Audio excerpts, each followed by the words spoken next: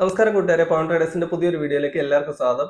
ഇന്നത്തെ ഈ വീഡിയോയിൽ നമ്മളിവിടെ പറയാൻ പോകുന്നത് സൈഫോണിക് ക്ലോസറ്റ് വാങ്ങിക്കുമ്പോൾ നമ്മൾ ശ്രദ്ധിക്കേണ്ട 4 കാര്യങ്ങളെ കുറിച്ചാണ്.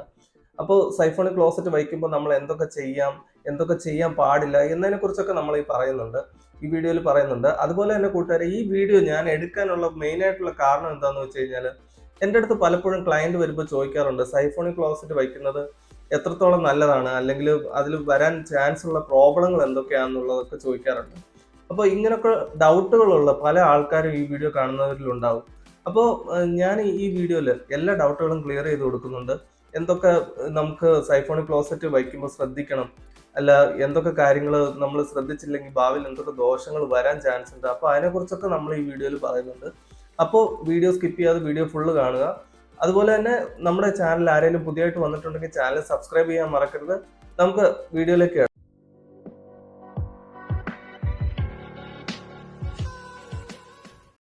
അപ്പൊ കൂട്ടുകാരെ, നമ്മുടെ ഈ നോർമൽ വാഷ്റൂം ക്ലോസറ്റും അതുപോലെ തന്നെ സൈഫോണിക് ക്ലോസറ്റും തമ്മിലുള്ള ഒരു മെയിൻ ആയിട്ടുള്ള ഒരു വ്യത്യാസം ഞാൻ പറഞ്ഞുതരാം. നമ്മുടെ ഈ വാഷ്റൂം ക്ലോസറ്റ് നോർമൽ ആയിട്ടുള്ള വാട്ടർ പ്രഷർ കൊണ്ടാണ് വർക്കാവുന്നത്. എല്ലാ ക്ലോസറ്റും പോലെ വാട്ടർ പ്രഷർ കൊണ്ടാണ് വർക്കാവുന്നത്. പക്ഷെ സൈഫോണിക് ക്ലോസറ്റിന്റെ കേസ് നോക്കിക്കഴിഞ്ഞാൽ അത് വാട്ടർ പ്രഷർ കൊണ്ട് മാത്രമല്ല, വാക്യൂം പ്രഷറും കൊണ്ടാണ് വർക്കാവുന്നത്. അപ്പോൾ ഇങ്ങനെ ഈ വാക്യൂം പ്രഷർ കൊണ്ട് വർക്കാവുന്നതുകൊണ്ട് തന്നെ ഇതിന്റെ ഈ ക്ലോസറ്റ് വയ്ക്കുന്നതിന് തൊട്ടടുത്തായിട്ട് തന്നെ എയർ പൈപ്പ് ഇടണം എന്നുള്ളതാണ് ഇതിന്റെ ഫസ്റ്റ് റൂള് വരുന്നത്. ഫസ്റ്റ് പോയിന്റും അത് തന്നെയാണ്. നമ്മുടെ സൈഫോണിക് ക്ലോസറ്റ് വയ്ക്കുമ്പോൾ ഇതിന്റെ തൊട്ടടുത്തായിട്ട് തന്നെ എയർ പൈപ്പ് ഇട്ട് കൊടുക്കണം. അപ്പോൾ ഈ ക്ലോസറ്റ് വയ്ക്കുന്നതിൽ നിന്ന് എത്ര ഡിസ്റ്റൻസിൽ എയർ പൈപ്പ് ഇട്ട് കൊടുക്കണം എന്ന് നോക്കിക്കഴിഞ്ഞാൽ 1 മീറ്ററിനകത്ത് തന്നെ എയർ പൈപ്പ് വരുന്നതാണ് ഏറ്റവും സേഫ്റ്റി. അത് തന്നെയാണ് എല്ലാ കമ്പനിക്കാരും പറയുന്നത്. 1 മീറ്ററിനകത്ത് തന്നെ സൈഫോണിക് ക്ലോസറ്റ് വയ്ക്കുന്നതിൽ നിന്ന് 1 മീറ്ററിനകത്ത് തന്നെ എയർ പൈപ്പ് ഇട്ട് കൊടുക്കുക. ഇപ്പോൾ എൻ്റെ അഭിപ്രായം നോക്കിക്കഴിഞ്ഞാൽ, നമ്മൾ ക്ലോസറ്റ് വെച്ചു, അതിൻ്റെ തൊട്ട് പുറകിൽ ഒരു ഭിത്തി ഉണ്ട്, അതിൻ്റെ പുറകിൽ തന്നെ എയർ പൈപ്പ് വരുന്ന രീതി സെറ്റ് ചെയ്ത് കഴിഞ്ഞാൽ ഏറ്റവും സേഫ്റ്റിയാണ്. ഇപ്പോൾ ഈ എയർ പൈപ്പ് കൊടുക്കാതെ നമ്മൾ ഈ സൈഫോണിക് ക്ലോസറ്റ് കൊണ്ടുവച്ച് കഴിഞ്ഞാൽ അതിൻ്റെ ഫങ്ഷനിങ് കറക്റ്റ് ആവത്തില്ല. അതിൻ്റെ വേസ്റ്റ് മാനേജ്മെന്റ് എല്ലാം ബാധിക്കും. വേസ്റ്റ് പ്രോപ്പറായിട്ട് വെളിയിലോട്ട് പോകാത്ത രീതിയിലുള്ള പ്രശ്നങ്ങളൊക്കെ ഉണ്ടാവാൻ ചാൻസ് ഉണ്ട്. അപ്പോൾ പലപ്പോഴും ഞാൻ ശ്രദ്ധിക്കപ്പെട്ടിട്ടുണ്ട്, ഈ പഴയ വീടുകളൊക്കെ റിനോവേഷൻ ചെയ്തിട്ട് റിനോവേഷൻ ചെയ്യുമ്പോൾ ഈ ബാത്റൂമിൽ സൈഫോണിക് ക്ലോസറ്റ് കൊണ്ടുവച്ചിട്ട് കംപ്ലൈന്റ് ആയിട്ടൊക്കെ കസ്റ്റമർ വരാറുണ്ട്. അപ്പോൾ നമ്മൾ നോക്കുമ്പോൾ അവിടെ ചെയ്യുന്ന ഏറ്റവും വലിയ പ്രശ്നം എന്താണെന്ന് വെച്ച് കഴിഞ്ഞാൽ, പഴയ വീടിന്റെ പ്ലംബിങ്ങിന്റെ ആ ഒരു സെറ്റിങ്ങിൽ തന്നെ കൊണ്ടുപോയി ക്ലോസറ്റ് വെക്കും, അതിൽ എയർ പൈപ്പ് ഇട്ടിട്ടുണ്ടാവില്ല. അപ്പോൾ ഈ എയർ പൈപ്പ് ഇടാത്തത് കൊണ്ട് തന്നെ ഇതിന്റെ വാക്യൂം ഫങ്ഷനിങ് പ്രോപ്പർ ആവത്തില്ല. ചിലപ്പോൾ ഫ്ലഷിങ് കറക്റ്റ് ആവും, ചിലപ്പോൾ ഫ്ലഷിങ് കറക്റ്റ് ആവത്തില്ല.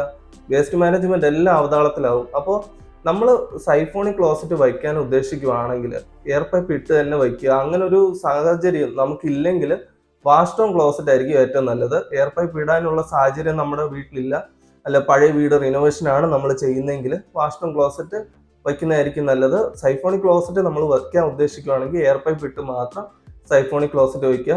നമുക്ക് 100% തന്നെ അതിന്റെ ഫങ്ഷനിങ് കറക്റ്റായിട്ട് നടക്കും എയർ പൈപ്പ് ഇട്ട് വെച്ച് കഴിഞ്ഞാൽ. അപ്പോൾ ഈ ഒരു പോയിന്റാണ് നമ്മുടെ ഫസ്റ്റ് പോയിന്റ് വരുന്നത്. സൈഫോണിക് ക്ലോസറ്റ് വയ്ക്കുമ്പോൾ അതിന്റെ തൊട്ടടുത്ത് തന്നെ എയർ പൈപ്പ് ഇട്ട് വയ്ക്കുക.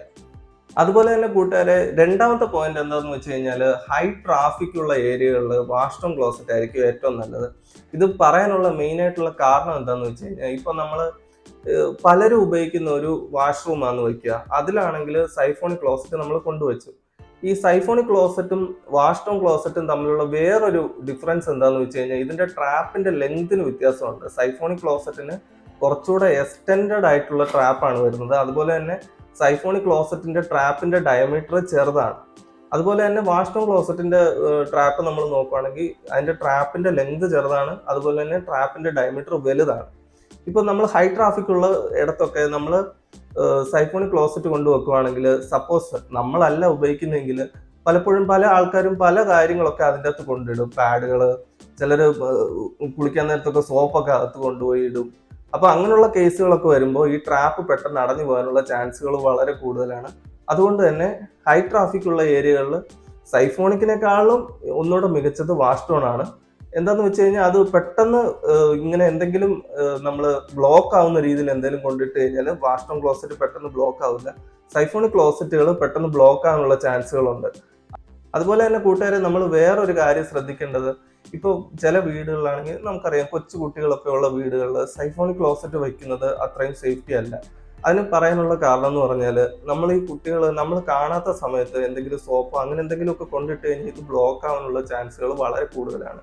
അങ്ങനെയുള്ള കേസിലും വാഷ്ഡൗൺ ക്ലോസറ്റ് ആയിരിക്കും ഏറ്റവും നല്ലത്. അതിന്റെ ട്രാപ്പ് വലുതായതുകൊണ്ട് തന്നെ പെട്ടെന്ന് ബ്ലോക്ക് ആവത്തില്ല. അതാണ് അതിനുള്ള റീസൺ. അതുപോലെ തന്നെ കൂട്ടുകാരെ, മൂന്നാമത്തെ പോയിന്റ് എന്താന്ന് വെച്ച് കഴിഞ്ഞാൽ നമ്മൾ ക്ലോസറ്റ് വയ്ക്കുമ്പോൾ എപ്പോഴും ലെവൽ ആയിട്ടുള്ള സ്ഥലത്തെ വെക്കാവും. ചിലപ്പോൾ ചിലരാണെങ്കിൽ നമ്മൾ 4 ഇഞ്ച് സ്ലോപ്പേ ഉള്ളൂ, അതിൽ ക്ലോസറ്റ് വെച്ച് ഏറ്റവും കുഴപ്പമെന്നൊക്കെ ചില ആൾക്കാർക്കൊക്കെ തോന്നാറുണ്ട്. പക്ഷെ അങ്ങനെ ഭൂരിഭാഗം ആൾക്കാർ ചെയ്യാറില്ല. പക്ഷെ അങ്ങനെയുള്ള സാഹചര്യത്തിലൊക്കെ കൊണ്ട് ക്ലോസറ്റ് വെച്ച് കഴിഞ്ഞാൽ, സ്ലോപ്പുള്ള ഭാഗത്തൊക്കെ ക്ലോസറ്റ് വെച്ച് കഴിഞ്ഞാൽ ഇതിന്റെ അകത്തെ വാട്ടറിന്റെ ലെവലിനെ ബാധിക്കും, ഫ്ലഷിങ് കറക്റ്റ് ആവത്തില്ല. അത് മാത്രമല്ല വെയിറ്റിന്റെ ബാലൻസിങ് കറക്റ്റ് ആവത്തില്ല. അതുകൊണ്ട് തന്നെ പെട്ടെന്ന് ക്രാക്ക് ഒക്കെ വരാനുള്ള ചാൻസുകൾ കൂടുതലാണ്. അതുകൊണ്ട് എപ്പോഴും ലെവലായിട്ടുള്ള സ്ഥലത്തെ ക്ലോസറ്റ് വയ്ക്കാവോ. അല്ലാത്ത സാഹചര്യത്തിലൊക്കെ ക്ലോസറ്റിനും പെട്ടെന്ന് കംപ്ലൈന്റ് ഉണ്ടാവും.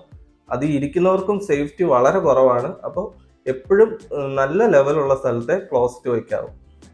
അപ്പൊ കൂട്ടുകാരെ, ഇനി നാലാമത്തെ പോയിന്റ് നമുക്ക് നോക്കാം. നാലാമത്തെ പോയിന്റ് എന്താന്ന് വെച്ച് കഴിഞ്ഞാൽ ബ്രാൻഡാണ്. നമ്മൾ ക്ലോസറ്റ് വാങ്ങിച്ചു വെക്കുമ്പോൾ എപ്പോഴും മെയിൻ സ്ട്രീം ബ്രാൻഡുകൾ മാത്രം നമ്മൾ വാങ്ങിച്ചു വെക്കുന്നതായിരിക്കും സേഫ്റ്റി. എന്താന്ന് വെച്ച് കഴിഞ്ഞാൽ നമ്മൾ ഈ ക്ലോസറ്റുകൾ ഈ പലപ്പോഴും ഞാൻ കേൾക്കാറുണ്ട്. ഇപ്പൊ കഴിഞ്ഞിടയ്ക്ക് ഞാൻ കേട്ടായിരുന്നു ഒരു 4000 രൂപ 3900 രൂപയ്ക്കൊക്കെ സൈഫോണിക് ക്ലോസറ്റ് കിട്ടുന്നുണ്ടെന്നൊക്കെ.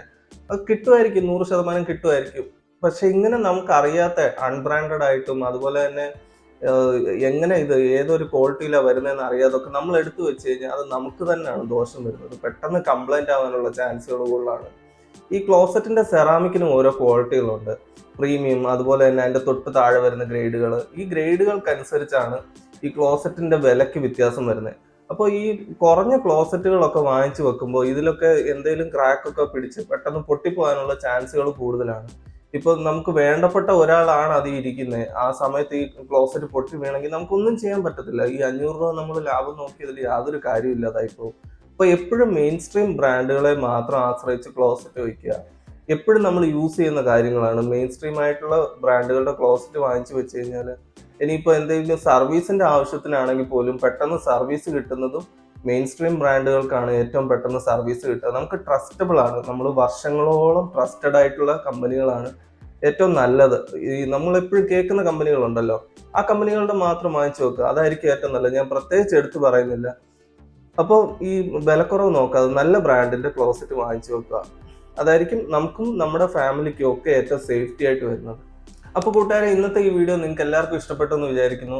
തുടർന്ന് ഞാൻ അടുത്തൊരു വീഡിയോയിൽ നല്ല അടിപൊളി ഒരു കണ്ടന്റുമായിട്ട് വരാം.